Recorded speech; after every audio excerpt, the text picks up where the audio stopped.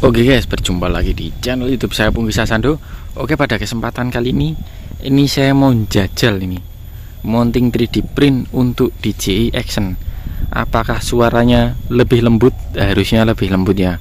Sebelumnya itu saya pakai ini tuh ya bawaannya untuk Dji Osmo 1 ya, Dji Osmo 1. Ini kan bahannya plastik ya. Jadi kadang ini suara ngering gitu. Jadi kayak suara getaran dari si plastiknya ini.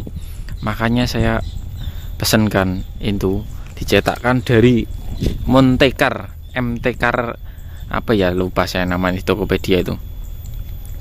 Terus ini enak sekali, cara pemakaian pemasangannya udah pas ya. Tinggal kita tes salto-salto nanti seperti apa ya.